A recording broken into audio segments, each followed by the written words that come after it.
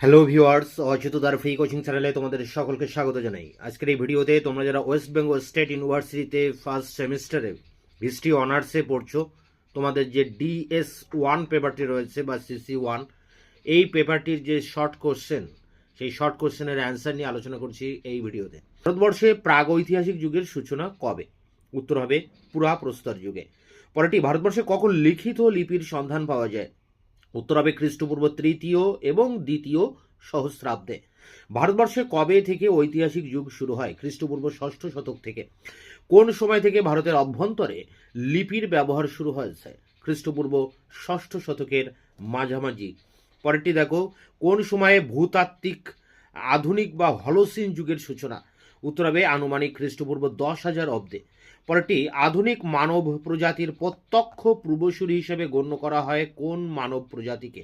উত্তর হবে হোমো ইরেকটাসকে। পরেরটি, মানব ইতিহাসের সবচেয়ে দীর্ঘ অধ্যায় জুড়ে রয়েছে কোন যুগ? উত্তর হবে প্রস্তর যুগ। পরেরটি, ভারতীয় উপমহাদেশে আবিষ্কৃত প্রাচীনতম পাথরের হাতিয়ারগুলি পাওয়া যায় কোথায়? উত্তর হবে কাশ্মীরের সোয়ান উপত্যকায়। পরেরটি, মধ্যপ্রদেশের নর্মদা উপত্যকায় যে মাথার খুলি পাওয়া গিয়েছে তার প্রাচীনত্ব কত? উত্তর হবে 1,30,000 বছর। 10 দাগের প্রশ্ন, পুরাবিদরা ভারতের সুপ্রাচীন গুহাবাসের পরিচয় পেয়েছেন কোন কোন অঞ্চলে? উত্তর হবে অন্ধ্রপ্রদেশের কুর্নুল, উত্তরপ্রদেশের উত্তর পশ্চিম পাকিস্তানের সাংঘাউতে এবং মধ্যপ্রদেশের ভীমবেটকা। নিম্ন পুরাপ্রস্তর যুগের প্রত্নক্ষেত্রের নাম লেখো। উত্তর হবে মহারাষ্ট্রের গোদাবরী উপত্যকায় নেভাসা। মধ্যপ্রস্তর যুগের একটি প্রত্নক্ষেত্রের নাম রাজস্থানের দিদওয়ানা। উচ্চ প্রস্তর যুগের একটি প্রত্নক্ষেত্রের নাম মধ্যপ্রদেশের সিধি জেলার বাঘর। মধ্যপ্রস্তর যুগের কয়েকটি প্রত্নক্ষেত্রের নাম রাজস্থানের ভিলওয়ারা জেলার বাগর, মধ্যপ্রদেশের হোশঙ্গাবাদ শহরের আদমগড়, উত্তরপ্রদেশের প্রতাপগড় জেলার সরাই নাহার রায়। নবাশ্মীয় পর্বের এক তাৎপর্যমণ্ডিত প্রত্নস্থল লেখো। বালুচিস্তানের মেহেরগড়। নবাশ্বীয় যুগ বা নবপ্রস্তর যুগে কর্ণাটকের কয়েকটি প্রত্নক্ষেত্রের নাম লেখো। উত্তর হবে মাস্কি, হাল্লুর এবং ব্রহ্মগিরি। পরেরটি, ফিলিগুল মোহাম্মদ, অ্যাকচুয়ালি এর নাম হচ্ছে কিলিগুল মোহাম্মদ, কি জন্য বিখ্যাত? এখানে বেলুচিস্তানের নবপ্রস্তর যুগের একটি উল্লেখযোগ্য প্রত্নক্ষেত্র। পরেরটি, প্রস্তর যুগের কয়টি পর্যায়? প্রস্তর যুগ 3টি পর্যায়ে বিভক্ত: প্রাচীন প্রস্তর, মধ্যপ্রস্তর এবং নব্যপ্রস্তর। রানাগুন্ডাই কেন বিখ্যাত? রানাগুন্ডাই বালুচিস্তানের ঝোব উপত্যকায়, এখানে খ্রিস্টপূর্ব 5ম সহস্রাব্দের মাঝামাঝি গ্রাম্য সভ্যতার বিকাশ ঘটেছে মেহেরগড়ে। পুরাপ্রস্তর যুগের কোন প্রত্নক্ষেত্র মাতৃকা জ্ঞানে প্রস্তর পূজার নিদর্শন পাওয়া গেছে? উত্তর হবে বাগর গ্রামে মাতৃকা জ্ঞানে পুরাপ্রস্তর যুগের নিদর্শন পাওয়া গেছে। পরেরটি দেখো, প্রস্তর যুগের কোন প্রত্নক্ষেত্রে উট পাখির ডিমের খোলার তৈরি পুঁথি পাওয়া গেছে? উত্তর হবে মধ্যপ্রদেশের ভীমবেটকা এবং মহারাষ্ট্রের পাটনে। প্রাচীন প্রস্তর যুগের উচ্চ পর্যায়ে কোন কোন প্রত্নক্ষেত্র থেকে উট পাখির ডিমের খোলার উপর নকশা পাওয়া গেছে? মহারাষ্ট্রের পাটনে। প্রাচীন প্রস্তর যুগের কোন প্রত্নক্ষেত্রে গেরু মাটির টুকরো পাওয়া গেছে? উত্তর হবে কর্ণাটকের হুনসুঙ্গি উপত্যকায়। আম্রি সংস্কৃতি কি? কোহিস্তান অঞ্চলে খ্রিস্টপূর্ব 4র্থ সহস্রাব্দের মাঝামাঝি সময়ে শুরু হওয়া যে প্রাগৈতিহাসিক গ্রামীণ সংস্কৃতির মূল কেন্দ্র, তাকে আম্রি সংস্কৃতি বলা হয়। ভারতবর্ষকে নৃতত্ত্বে জাদুঘর বলেছেন ঐতিহাসিক ভিনসেন্ট স্মিথ। পরেরটি, প্রাচীন ভারতের একমাত্র ঐতিহাসিক গ্রন্থ কোনটি? রাজতরঙ্গিনী। রাজতরঙ্গিনীর রচয়িতা কলহন। রাজতরঙ্গিনীতে কাশ্মীরের ইতিহাস জানা যায়। মৌর্য সম্রাট অশোকের লিপিকে পাঠোদ্ধার করেন জেমস প্রিন্সেপ 1837। এলাহাবাদ প্রশস্তিকার লেখা হরিসেন। এলাহাবাদ প্রশস্তি নামক অনুশাসনে কার প্রশস্তি রয়েছে? সমুদ্রগুপ্তের। আইহোল প্রশস্তি কে রচনা করেন? রবি কীর্তি। আইহোল প্রশস্তি নামক অনুশাসনে কার প্রশস্তি রয়েছে? চালুক্যরাজ দ্বিতীয় পুলকেশী। সিংহলের বৌদ্ধ ধর্মগ্রন্থগুলির মধ্যে একটি নাম লেখো। দীপবংশ। অর্থশাস্ত্র কে রচনা করেন? কৌটিল্য। পরেরটি দেখো, হর্ষচরিতের রচয়িতাকে? উত্তর হবে বাণভট্ট। পরেরটি, রামচরিতের রচয়িতাকে? সন্ধ্যাগার নন্দী। বিক্রমাঙ্ক দেবচরিতের রচয়িতাকে? কবি বিলহন। ইন্ডিকা গ্রন্থের রচয়িতা মেগাস্থনিস।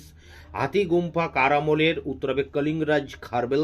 জুনাগড় লিপি কার আমলের? শকরাজ রুদ্রদামনের।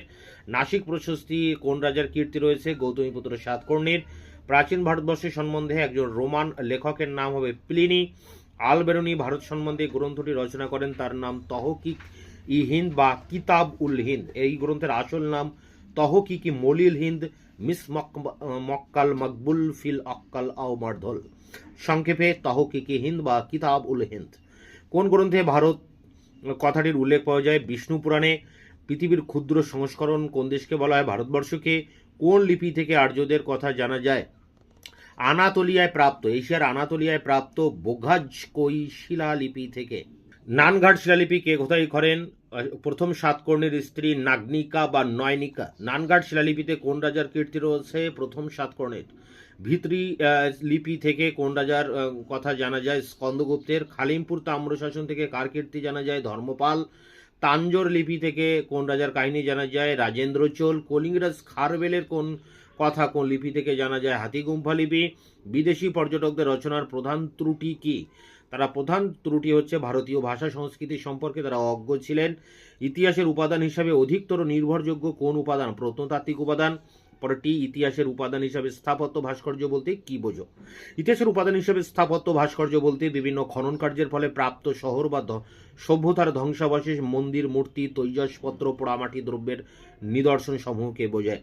এরপরে দেখো রয়েছে পরের যে চ্যাপ্টার আমাদের রয়েছে হরপ্পা সভ্যতা, বিভাগ গ এখানে চলে এসেছে। সভ্যতার অগ্রগতিতে মানুষ সর্বপ্রথম যে ধাতুটি ব্যবহার শুরু করে তার নাম কি? উত্তর হবে তামা। কে কবে মহেঞ্জোদারো আবিষ্কার করেন? রাখাল দাস বন্দ্যোপাধ্যায় 1922 পাঞ্জাবের মন্টগোমারি জেলায়। হরপ্পায় প্রথম খনন কার্য কে পরিচালনা করেন? দয়ারাম সাহানি 1921। হরপ্পার সমকালীন একটি বহির্ভারতীয় নগর কেন্দ্রের নাম মেসোপটেমিয়া। হরপ্পা সভ্যতায় কোন ধাতুর প্রচলন ছিল না? লোহা। হরপ্পা সভ্যতায় কোন জন্তুটির অস্তিত্ব ছিল না বলে বিতর্ক রয়েছে? ঘোড়ার অস্তিত্ব ছিল না। হরপ্পা সভ্যতার ধারকরা মৃতদেহ কিভাবে সৎকার করত? সমাধিস্থিত করত। প্রাচীন ভারতের সভ্যতা একটি সামুদ্রিক বন্দরের নাম লোথাল। পূর্ব ভারতে তাম্রপ্রস্তর যুগের দুটি প্রধান কেন্দ্র হচ্ছে বিহারের চিরান্দ এবং বর্ধমানের পাণ্ডু রাজার ডেবে। সিন্ধু সভ্যতার স্রষ্টা কারা? কেউ বলেছেন সুমেরীয়, কেউ বলছে আর্যরা, কেউ আবার বলছেন দ্রাবিড়ীয়রা। সিন্ধু সভ্যতায় কোন কোন দেশের সঙ্গে বাণিজ্য চলত? মিশর, মেসোপটেমিয়া, সুমের, ক্রিট। সিন্ধু সভ্যতায় বৈদেশিক বাণিজ্যের আমদানি দ্রব্য কি ছিল? স্বর্ণ, সীসা, টিন, মূল্যবান পাথর। রপ্তানি দ্রব্য কি ছিল? তুলো, সুতিবস্ত্র, তাম্র, হাতির দাঁত। সিন্ধু সভ্যতার সমকালীন কয়েকটি বৈদেশিক সভ্যতার নাম লেখো। উত্তর সুমেরীয়, ব্যাবিলনীয়, মেসোপটেমীয়, মিশরীয়। হরপ্পা কোন নদীর তীরে অবস্থিত? রাভি নদীর তীরে। হরপ্পা কে কবে আবিষ্কার করেন? 1921 দয়ারাম সাহানি। পরেরটি, হরপ্পা সভ্যতার কোন কোন ধাতুর ব্যবহার জানতো? তামা, ব্রোঞ্জ, সীসা, স্বর্ণ, রৌপ্য। পরেরটি দেখো, হরপ্পার পোড়ামাটির সিল কোন দেশে পাওয়া গেছে? মেসোপটেমিয়ার সুসা, উর, নিপ্পুর, কিশ ইত্যাদি অঞ্চলে এবং পারস্য অঞ্চলে পাওয়া গেছে। হরপ্পা সভ্যতার মানুষ সবচেয়ে বেশি কোন ধাতু ব্যবহার করত? ব্রোঞ্জ ধাতুর ব্যবহার করত। হরপ্পা সভ্যতার সমাজ কি ধরনের ছিল? উত্তর হবে মাতৃতান্ত্রিক সমাজ ছিল। মহেঞ্জোদারো কোন নদীর তীরে অবস্থিত? উত্তর হবে সিন্ধু নদীর তীরে। হরপ্পা সংস্কৃতির শেষ পর্যায়ে পরিচয় কোন কোন প্রত্নক্ষেত্র থেকে পাওয়া যায়? উত্তর হবে উত্তরপ্রদেশের আলমগীরপুর, গুজরাটের সুতকা জেন্দর। মহেঞ্জোদারো ধ্বংসাবশেষ গুরুত্বপূর্ণ আবিষ্কার কি? একটি বিশাল স্নানাগার এবং একটি ব্রোঞ্জ নির্মিত নারী বা নর্তকী মূর্তি। হরপ্পা সংস্কৃতির কোন শহরের ধ্বংসাবশেষে হলকর্ষণের চিহ্ন পাওয়া গেছে? উত্তর হবে রাজস্থানের কালীবঙ্গানে। লোথাল কবে আবিষ্কৃত হয়? 1957 সালে। হরপ্পা সভ্যতার প্রাচীনত্ব কিভাবে সুনিশ্চিত করা যায়? রেডিও কার্বন পদ্ধতির সাহায্যে। পরে এবার দেখো গ বিভাগ অর্থাৎ বৈদিক সভ্যতা। এর পরে রয়েছে আর্যদের প্রধান বাহন কি ছিল? ঘোড়া। আর্যদের প্রাচীনতম ধর্মগ্রন্থের নাম কি? ঋগ্বেদ। আর্যরা কবে ভারতে আসে? 2000 থেকে 1500 খ্রিস্টপূর্বাব্দে। বেদ অন্য কি নামে পরিচিত? শ্রুতি। বেদকে শ্রুতি বলা হয় কেন? বেদ মনে শুনে শুনে মুখস্থ রাখতে হতো তাই। উপনিষদ কি? বেদের শেষ ভাগ বা বেদান্ত। বেদ শব্দের অর্থ জ্ঞান। আর্যদের চতুরাশ্রমের তৃতীয় আশ্রমের নাম বানপ্রস্থ। আর্যদের প্রধান জীবিকা ছিল কৃষি পশুপালন। আর্যদের মুদ্রার নাম ছিল মনা ও নিষ্ক। আর্যদের ধর্মাচরণের পথ ছিল যজ্ঞ করা। প্রাচীন আর্যদের সময় গ্রামের প্রধানকে বলা হতো গ্রামণী। এরপরে দেখো রয়েছে প্রাচীন আর্য রাজা কাদের সাহায্যে রাজ্য পরিচালনা করতেন? সভা ও সমিতির সাহায্যে। কারা ভারতবর্ষের লৌহ যুগের সূচনা করে? আর্যরা করে। উগ্র কাদের বলা হতো? বৈদিক যুগের কর্মচারী বা পুলিশকে উগ্র বলা হতো। কোন আর্য দেবতাকে পুরন্দর বলা হতো? আর ইন্দ্রকে বলা হতো। ঋগ্বেদে ধান ও গমকে কি বলা হতো? ব্রীহি বলা হতো ধানকে, এবং গমকে বলা হতো গোধূম। লৌহকে ঋগ্বেদে কি বলা হয়েছে? আয়স। ঋগ্বেদে হাতিকে কি বলা হয়েছে? মৃগহস্তিন। সুদাস কে ছিলেন? ভরত গোষ্ঠীর রাজা। কোন বেদে সতীদাহ প্রথার উল্লেখ আছে? অথর্ব বেদে। ইন্দ্র কিসের দেবতা ছিল? যুদ্ধ এবং বজ্রের দেবতা। 10 রাজার যুদ্ধ কাদের বলা হয়? সুদাসের সঙ্গে 10টি উপজাতির রাজ্যের রাজার যুদ্ধ ঘটেছিল, যাকে 10 রাজার যুদ্ধ বলা হয়। বৈদিক যুগে কাদের দস্যু বলা হয়? বৈদিক যুগে আর্যরা অনার্য এবং স্থানীয় মানুষদেরকে দস্যু বলতেন। পরেরটি দেখো রয়েছে, বেদে কৃষ্টি বলতে কি বোঝানো হয়েছে? কৃষকদেরকে কৃষ্টি বলা হয়েছে।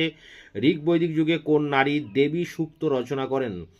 ঋষিকা বাক দেবী সূক্ত রচনা করেন।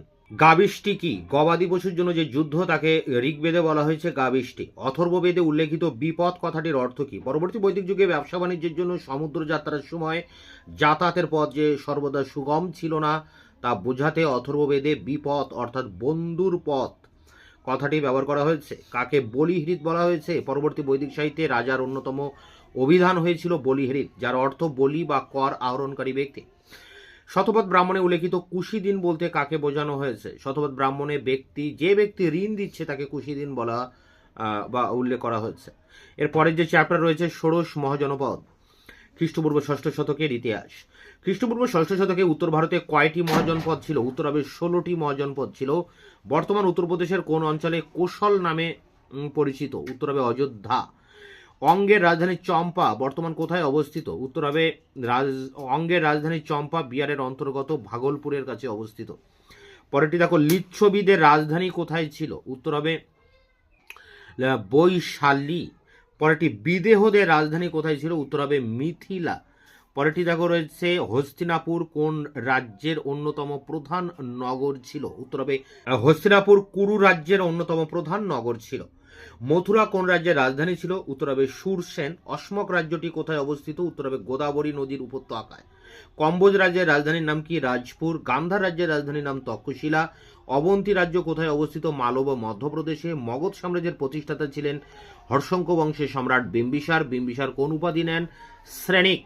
মগধের কোন রাজার উপাধি ছিল? কুনিক। অজাতশত্রুর পুত্র, বিম্বিসারের পুত্র অজাতশত্রুর। পরেরটি, পাটলিপুত্র নগরী কে প্রতিষ্ঠা করেন? উত্তর হবে হর্ষঙ্ক বংশীয় রাজা উদয়ইন। নন্দবংশের প্রতিষ্ঠাতা কে ছিলেন? উত্তর হবে মহাপদ নন্দ। পরেরটি, আলেকজান্ডার যখন ভারত আক্রমণ করেন তখন মগধের রাজা কে ছিলেন? উত্তর হবে ধননন্দ। পরে যে চ্যাপ্টারটি রয়েছে বৌদ্ধ এবং জৈন ধর্ম। প্রথমেই জৈন ধর্ম। জৈন ধর্মের প্রথম তীর্থঙ্কর কাকে বলা হয়? ঋষভনাথ। শেষ তীর্থঙ্কর কে ছিলেন? মহাবীর। পার্শ্বনাথ কে ছিলেন? 23তম তীর্থঙ্কর। মহাবীরের প্রকৃত নাম বর্ধমান। মহাবীর কে ছিলেন? 24তম তীর্থঙ্কর। এবং জৈন ধর্মের প্রকৃত প্রতিষ্ঠাতা প্রচারক। জিন শব্দের অর্থ রিপুজয়ী, জিতেন্দ্রীয়। ত্রিরত্ন নীতির উল্লেখ কোন ধর্মে পাওয়া যায়? জৈন ধর্মে। চতুর্জামের আদর্শ কে প্রচার করেন? পার্শ্বনাথ। তীর্থঙ্কর কাদের বলা হতো? তীর্থঙ্কর বলা হতো জৈন ধর্মের প্রচারক বা ধর্মগুরুদের। মহাবীর কোথায় দেহ ত্যাগ করেন? মহাবীর দেহত্যাগ করেন পাবা নামক স্থানে। পরেরটি দেখো, জৈনদের একটি প্রধান ধর্মগ্রন্থের নাম করো। উত্তর হবে দ্বাদশ অঙ্গ। জৈনগণ কোন কোন সম্প্রদায়ে বিভক্ত হয়ে যায়? উত্তর হবে জৈনগণ শ্বেতাম্বর এবং দিগম্বর, এই দুটি সম্প্রদায়ে বিভক্ত হয়। জৈন ধর্মের প্রধান নীতিগুলি কি? উত্তর হবে নীতিগুলি চতুর্জাম, পঞ্চ মহাব্রত, ত্রিরত্ন। মহাবীর কবে জন্মগ্রহণ করেন? 540 খ্রিস্টপূর্বাব্দে। গৌতম বুদ্ধ কবে জন্মগ্রহণ করেন? 566 খ্রিস্টপূর্বাব্দে। গৌতম বুদ্ধ কোথায় জন্মগ্রহণ করেন? নেপালের তরাই অঞ্চলে কপিলাবস্তুর লুম্বিনী উদ্যানে। গৌতম বুদ্ধের গৃহত্যাগকে বৌদ্ধশাস্ত্রে কি বলা হয়েছে? মহাভিনিষ্ক্রমণ। বুদ্ধদেব যে স্থানটিতে সিদ্ধি লাভ করেন সেটির বর্তমান নাম বুদ্ধ গয়া। বুদ্ধদেবের দেহ রক্ষাকে বৌদ্ধগণ কি বলে থাকেন? মহাপরিনির্বাণ। বৌদ্ধদের প্রধান ধর্মগ্রন্থ ত্রিপিটক। ত্রিপিটক কোন ভাষায় লেখা? পালি ভাষায় লেখা। কার তত্ত্বাবধানের ত্রিপিটক রচিত হয়? বুদ্ধদেবের অন্যতম শিষ্য মহাকাশ্যপের তত্ত্বাবধানে। বৌদ্ধগণ কোন কোন সম্প্রদায়ে বিভক্ত হয়? হিনজান এবং মহাযান। কোথায় কত বছর বয়সে বুদ্ধদেবের মহাপরিনির্বাণ হয়? উত্তরপ্রদেশের গোরক্ষপুরে কুশীনগরে 80 বছর বয়সে মহাপরিনির্বাণ লাভ করেন বুদ্ধদেব। বুদ্ধের পূর্বজন্মের কার্যাবলী কোন গ্রন্থে সংকলিত? জাতক। কোন ধর্মের সঙ্গে পঞ্চশীলের ধারণা রয়েছে? বৌদ্ধ ধর্মের সঙ্গে পঞ্চশীলের ধারণা রয়েছে। গৌতম বুদ্ধের তথাগত বলা হয় কেন? গৌতম বুদ্ধ সত্য উপলব্ধি করেছিলেন, তাই তাকে তথাগত বলা হয়। গৌতম বুদ্ধের সমকালীন মগধের রাজা কে ছিলেন? বিম্বিসার। গৌতম বুদ্ধ সর্বপ্রথম কোথায় ধর্মপ্রচার করেন? সারনাথের কাছে মৃগদাবে। কোন পিটকে বৌদ্ধ দর্শনের তত্ত্ব লিখিত আছে? অভিধর্ম পিটকে। বুদ্ধদেবের দুজন শিষ্যার নাম লেখো। বারবণিতা আম্রপালি এবং শ্রাবস্তীর গৃহবধূ বিশাখা। গৌতম বুদ্ধ কার শিষ্যত্ব গ্রহণ করেছিলেন? বৈশালীর ঋষি আড়ার কালামের শিষ্যত্ব গ্রহণ করেছিলেন। কোশলের কোন রাজা বুদ্ধের শিষ্যত্ব গ্রহণ করেন? প্রসেনজিৎ। কোন বংশে বুদ্ধদেব জন্মগ্রহণ করেন? কপিলাবস্তুর এক সম্ভ্রান্ত ক্ষত্রিয় শাক্য বংশে। পরেরটি দেখো রয়েছে প্রথম জীবনে বুদ্ধদেব কি নামে পরিচিত ছিলেন? গৌতম এবং সিদ্ধার্থ। পরেরটি দেখো রয়েছে বুদ্ধদেবের প্রথম জীবনে গৌতম হয় কেন? গৌতম গোত্রে জন্ম হওয়ায়। পরেরটি বুদ্ধদেবের নাম প্রথম জীবনে সিদ্ধার্থ হয় কেন? তার জন্মকালে সকলের আশা পূর্ণ হয়েছিল বলে বুদ্ধদেবের প্রথম জীবনে নাম হয় সিদ্ধার্থ। গৌতম বুদ্ধ কত বছর বয়সে বুদ্ধত্ব অর্জন করেন? 35 বছর বয়সে। বুদ্ধদেব কোন ভাষায় ধর্মপ্রচার করেন? মাগধী প্রাকৃত ভাষায়। পরেরটি বুদ্ধদেব সারনাথে কোন 5 জনের কাছে প্রথম ধর্মপ্রচার করেছিলেন? উত্তর হবে বপ্র, অশ্বজিৎ, ভদ্রীয়, মহানাম এবং কৌণ্ডিন্য, যাদের পঞ্চভিক্ষু বা 5 জন প্রাক্তন সতীর্থ বলা হয়। বুদ্ধদেবের প্রধান প্রব্রজিত শিষ্যদের নাম কি? সারিপুত্র, মৌধ গলায়ন, আনন্দ, মহাকাশ্যপ, মহাকাত্যায়ন এবং উপালি। বুদ্ধদেব তার পুত্র রাহুলের দীক্ষার ভার কার হাতে দিয়েছিলেন? প্রিয় শিষ্য সারিপুত্রের হাতে দিয়েছিলেন। বিনয় পিটকের বিষয়বস্তু কি? বৌদ্ধ সংঘের নিয়মাবলী এবং আচার ব্যবহারের বর্ণনা। মহাবীরের পিতা কোন গোষ্ঠীর নেতা ছিলেন? ক্ষত্রিয় জ্ঞাত্রিক গোষ্ঠীর নেতা ছিলেন। পরেরটি মহাবীর কোথায় তপস্যা করে কৈবল্য জ্ঞান বা সত্য জ্ঞান লাভ করেন? উত্তর হবে পরেশনাথ পাহাড়ের কাছে অথবা উত্তরপ্রদেশের পূর্বাঞ্চলে অবস্থিত রিজু বালিকা নদীর ধারে জুম্ভিক গ্রামের কাছে এক শাল গাছের নিচে তপস্যা করে কৈবল্য জ্ঞান বা সত্য জ্ঞান লাভ করেন। শ্বেতাম্বর সম্প্রদায়ের নেতা কে ছিলেন? স্থূলভদ্র। দিগম্বরের নেতা কে ছিলেন? ভদ্রবাহু। গৌতম বুদ্ধের শাক্য সিংহ বলা হয় কেন? শাক্য বংশে জন্মগ্রহণ করেছিলেন তাই। পরেরটি গৌতম বা সিদ্ধার্থের নাম বুদ্ধ হয়েছে কেন? গৌতম বা সিদ্ধার্থ বোধি বা সম্যক জ্ঞান লাভ করেছিলেন বলে। বুদ্ধদেব কোথায় বাস করতেন? বুদ্ধদেব কোশলের জেতবন নামক এক উদ্যানে এক কুটিরে বাস করতেন। কোন রাজার রানী বুদ্ধের শিষ্যা ছিলেন? কোশলের রাজা প্রসেনজিতের রানী মল্লিকা। চিবর কি? বৌদ্ধ ভিক্ষুদের পরিধেয় পীত বর্ণের বসনকে চিবর বলা হয়। ধর্মচক্র প্রবর্তন কি? গৌতম বুদ্ধ সারনাথে তার ভূতপূর্ব পাশ সঙ্গীর কাছে তার ধর্মমত প্রথম প্রচার করেন। এই ঘটনাকে ধর্মচক্র প্রবর্তন বলা হয়। নির্বাণ কি? বৌদ্ধ ধর্ম অনুসারে কর্মফল ও জন্মান্তরবাদ থেকে আত্মার চির মুক্তি হলো নির্বাণ। কোথায় বৌদ্ধরা হিনজান মহাযান নামে 2টি সম্প্রদায়ে বিভক্ত হয়ে গিয়েছিলেন? উত্তর হবে কাশ্মীরে, মতান্তরে জলন্ধরে, চতুর্থ বৌদ্ধ সংগীতির অধিবেশনে। মহাযান দার্শনিক তত্ত্ব বিশ্লেষণ করেছেন কে? উত্তর হবে বৌদ্ধ পণ্ডিত নাগার্জুন। চতুর্থ বৌদ্ধ সংগীতের অধিবেশন কোন মতবাদ রাষ্ট্রীয় স্বীকৃতি পায়? উত্তর হবে মহাযান মতবাদ। থেরবাদীরা পরে কি নামে পরিচিত হয়? উত্তর হবে হিনজান। থেরবাদী কাদের বলা হয়? বৈশালীতে দ্বিতীয় বৌদ্ধ সংগীতের অধিবেশনে কৌশাম্বী ও অবন্তী অঞ্চলে বসবাসকারী যে সমস্ত ভিক্ষু গৌতম বুদ্ধের আদিপথ অনুসরণ করেছিলেন এবং তার নির্দেশবলীকে মর্যাদা দিতে চেয়েছিলেন তাদের থেরবাদী বা স্থবিরবাদী বলা হয়। কুষাণরাজ কনিষ্ক মৌর্য সম্রাট অশোক কোন ধর্মমতের সমর্থক ছিলেন? কনিষ্ক মহাযান পন্থার, মৌর্য সম্রাট অশোক হিনজান পন্থার সমর্থক ছিলেন।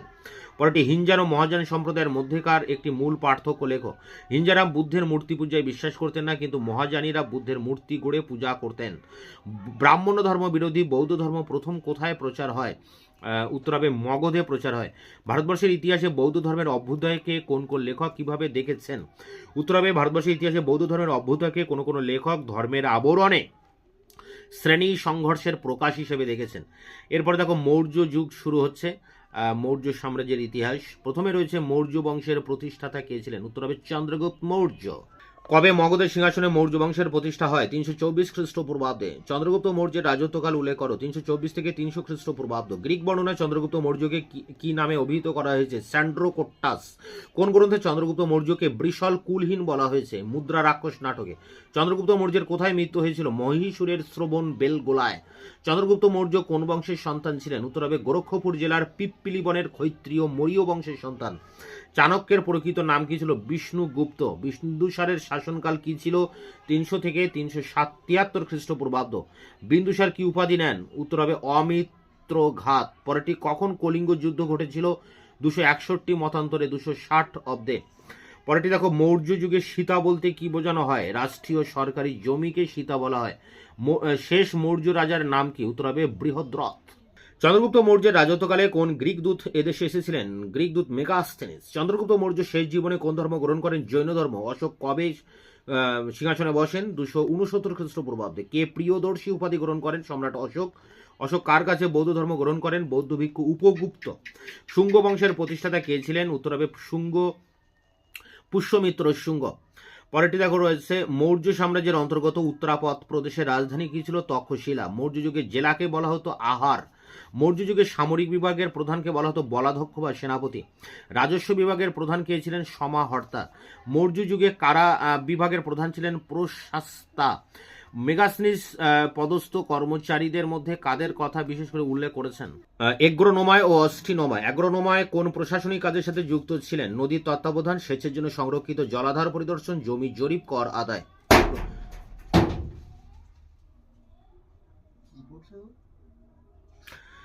অ্যাগ্রোনোমায় কোন প্রশাসনিক কাজের সাথে অ্যাগ্রোনোমায় কোন প্রশাসনিক কাজের সাথে যুক্ত ছিলেন? উত্তর হবে নদ নদীর তত্ত্বাবধান, সেচের জন্য সংরক্ষিত জলাধার পরিদর্শন, জমি জরিপ, কর আদায় প্রভৃতি। অস্টিনোমায়রা কোন প্রশাসনিক দায়িত্ব পালন করতেন? পৌর প্রশাসনের দায়িত্ব। মেগাসনিসের লেখা গ্রন্থটির নাম ইন্ডিকা। কোন কোন ঐতিহাসিক তাদের গ্রন্থে মেগাসনিসের ইন্ডিকা গ্রন্থটিকে প্রচুর উদ্ধৃতি উদ্ধার করেছেন বা ব্যবহার করেছেন? এরিয়ান প্লেনি। গুপ্তের মন্ত্রী কৌটিল্য বা চাণক্য কোন জাতির মানুষ ছিলেন? কাশ্মীরি ব্রাহ্মণ। কৌটিল্য বা চাণক্য কোথাকার অধিবাসী ছিলেন? তক্ষশিলা। পুষ্যমিত্র সিংহ কবে মগধের সিংহাসনে বসেন? ১৮৭ খ্রিস্টপূর্বাব্দে। সাঁচি স্তূপকে নির্মাণ করেন মৌর্য সম্রাট অশোক। এরপরে দেখো রয়েছে সাতবাহনদের যুগ। সাতবাহনদের প্রথমে কাদের কর্মচারী ছিলেন? উত্তর হবে মৌর্যদের কর্মচারী ছিলেন। উত্তর হবে তার স্বামীর প্রথম সাতকর্ণীর কীর্তি কাহিনী প্রচার করার জন্য। প্রথম সাতকর্ণী কি কি উপাধি নেন? দক্ষিণা পথপতি, অপ্রতিহত চক্র। কে নাসিক প্রশস্তি রচনা করেন? গৌতমীপুত্র সাতকর্ণীর মা গৌতমী বলশ্রী। নাসিক প্রশস্তিতে কাকে সাতবাহন কুল যশ প্রতিষ্ঠান কর বলা হয়েছে? গৌতমীপুত্র সাতকর্ণীকে। গৌতমীপুত্র সাতকর্ণীর রাজত্বকাল ১০৬ থেকে ১৩০। গৌতমীপুত্র সাতকর্ণীর সঙ্গে সক্ষত্রপ রুদ্রদমনের কি রকম ঘনিষ্ঠ সম্পর্ক ছিল? গৌতমীপুত্র সাতকর্ণী সক্ষত্রপ রুদ্রদমনের কন্যার সঙ্গে নিজ পুত্র বশিষ্ঠপুত্র পুলমাইয়ের বিবাহ দেন। সাতবাহন বংশের শেষ উল্লেখযোগ্য রাজা কে ছিলেন? যজ্ঞশ্রী সাতকর্ণী। রুদ্রদমনের কন্যার সঙ্গে সাতবাহন রাজার বিবাহের কথা কোন লিপি থেকে জানা যায়? উত্তর হবে কানহেরের লিপি থেকে জানা যায়। সাতবাহন রাজারা কোন ধর্মাবলম্বী ছিলেন? ব্রাহ্মণ্য ধর্মাবলম্বী ছিলেন। পরেরটি সাতবাহন যুগে কোন ভাষা সরকারি বা রাষ্ট্রীয় ভাষা রূপে স্বীকৃতি বা গণ্য লাভ করেছিল? উত্তর হবে প্রাকৃত ভাষা। সাতবাহন লেখগুলি কোন ভাষা বা লিপিতে লেখা? প্রাকৃত ভাষা এবং ব্রাহ্মী লিপিতে। নাসিক প্রশস্তি কোন ভাষায় লেখা? সুললিত প্রাকৃত ভাষায়। সাতবাহন যুগে কোন ভাস্কর্য রীতির উদ্ভব ঘটে? অমরাবতী রীতি। সাতবাহন রাজা হাল রচিত গ্রন্থটির নাম গাথা সপ্তশতী। প্রবন্ধ চিন্তামণি কে লেখেন? মেরুতুঙ্গ। সাতবাহন যুগের কয়েকটি বন্দরের নাম? সোপারা, ভৃগুকচ্ছ, কল্যাণ। বৃহৎ কথা কার লেখা? গুণাঢ্য। গুণাঢ্য নিজের রক্ত দিয়ে লিখেছিলেন এই গ্রন্থ। গুণাঢ্য কোন রাজার মন্ত্রী ছিলেন? গুণাঢ্য সাতবাহন রাজা হালের মন্ত্রী ছিলেন। সাতবাহন যুগে পাহাড় খোদাই করে নির্মিত বৌদ্ধ চৈত্যগুলির মধ্যে সর্বাধিক পরিচিত কোনটি? উত্তর হবে কার্লে চৈত্য। পরেরটি দেখো রয়েছে সাতবাহন যুগে নির্মিত দুটি বৌদ্ধ বিহারের নাম লেখো। নাগার্জুন কোন্ডা ও কাঞ্চির বৌদ্ধ বিহার। শক জাতি কোথা থেকে ভারতে অনুপ্রবেশ করেছিল? মধ্য এশিয়ার থেকে তারা ভারতে বা ব্যাক্ট্রিয় অঞ্চল থেকে ভারতে এসেছিল। শক জাতি কোন সময় ভারতে আসে? আনুমানিক খ্রিস্টপূর্ব প্রথম অব্দে। রুদ্র দামন কে ছিলেন? পশ্চিম ভারতের শক ক্ষত্রপদের একটি শাখা, কর্দমক শাখার শ্রেষ্ঠ রাজা। রুদ্রদমন কোন সময়ে রাজত্ব করেন? ১৩০ থেকে ৫০। রুদ্রদমন কার পৌত্র ছিলেন? বিখ্যাত শক ক্ষত্রপ চষ্টনের পৌত্র ছিলেন। রুদ্রদমনের পিতার নাম জয়দমন। রুদ্রদমন কি উপাধি নেন? মহাক্ষত্রপ। কোন লিপি থেকে রুদ্রদমনের কীর্তি কাহিনী জানা যায়? জুনাগড়। কবে কোন ভাষায় জুনাগড় লিপি বা প্রশস্তি রচিত হয়? ১৫০ খ্রিস্টাব্দে সংস্কৃত ভাষায়। রুদ্রদমন কোন ভাষায় কাব্য রচনা করেন? সংস্কৃত ভাষায়। কোন শক রাজা ভারতের শক জাতির আত্মমর্যাদাকে প্রতিষ্ঠা করেন? রুদ্রদামন। সাতবাহন ইক্ষ্বাকু লিচ্ছুবিদের সঙ্গে বৈবাহিক সম্পর্ক স্থাপন করে। সাতবাহন যুগে কোন দেশের সঙ্গে বাণিজ্য চলত? রোমের সঙ্গে বাণিজ্য চলত। সাতবাহন বংশের শেষ রাজা কে ছিলেন? উত্তর হবে চতুর্থ পুলবাই। শকদের কর্দমক শাখার প্রধান কেন্দ্র ছিল মধ্যপ্রদেশের উজ্জয়িনী। নহপান কে ছিলেন? খহরত শাখার শ্রেষ্ঠ শাসক। পরটি নহপান কোন সাতবাহন রাজার সমকালীন ছিলেন? গৌতমীপুত্র সাতকর্ণী। কে নহপানকে পরাজিত নিহত করেন? গৌতমীপুত্র সাতকর্ণী। কুষাণরা কোন জাতির শাখা ছিল? মধ্য এশিয়ার ইউচি জাতির। কুজলা কথফিসিস কে ছিলেন? কুষাণ বংশের প্রতিষ্ঠাতা। কুষাণ রাজারা কোন ধর্মের অনুরাগী ছিলেন? বৌদ্ধ ধর্মের। দ্বিতীয় অশোক কাকে বলা হয়? প্রথম কনিষ্ককে দ্বিতীয় অশোক বলা হয়। কে শকাব্দের প্রবর্তন করেন? প্রথম কনিষ্ক ৭৮ সালে। ফার্গুসন, টমাস র্যাপসন প্রমুখ পণ্ডিতের মতে প্রথম কনিষ্ক কবে সিংহাসনে বসেন? উত্তর হবে ৭৮ খ্রিস্টাব্দে। পরেরটি কনিষ্ক কোন চীনা সেনাপতির হাতে পরাজিত হন? উত্তর হবে কনিষ্ক চীনা সম্রাট হোতির সেনাপতি প্যানচাওয়ের হাতে পরাজিত হন। প্রথম কনিষ্ক কোন সময়কালে রাজত্ব করেন? 78 থেকে 102। প্রথম কনিষ্কের মৃত্যুর পর কে কুষাণ বংশের সিংহাসনে বসেন? বাশিষ্ক। কোন কুষাণ রাজা রোম সম্রাটের অনুকরণে কাইজার উপাধি নেন? কনিষ্ক রাজ দ্বিতীয় কনিষ্ক। কুষাণ রাজ দ্বিতীয় কনিষ্ক। কোন কোন শিল্প রীতির সমন্বয়ে গান্ধার শিল্প গড়ে ওঠে? গ্রিক, রোমান এবং ভারতীয়। কোন কোন দার্শনিক প্রথম কনিষ্কের রাজসভা অলঙ্কৃত করেন? অশ্বঘোষ, নাগার্জুন, বসু, মিত্র। এরপরে দেখো আরেকটি পাঠ রয়েছে, নীলকণ্ঠ শাস্ত্রী কোন সময়কালে সঙ্গম যুগের বিকাশ ঘটেছিল বলে মনে করেন? এটা সঙ্গম যুগের উপরে রয়েছে, দক্ষিণ ভারতে 100 থেকে 300 খ্রিস্টাব্দের সময়কালে। শ্রীনিবাস আয়েঙ্গার কোন সময়কালে সঙ্গম যুগ চলেছিল মনে করেন? 500 খ্রিস্টপূর্বাব্দ থেকে 500 খ্রিস্টাব্দ পর্যন্ত। সঙ্গম যুগের সংস্কৃতি কি ধরনের ছিল? ছিল স্থানীয় তামিল সংস্কৃতি। সঙ্গম যুগের প্রধান দেবতা কে ছিল?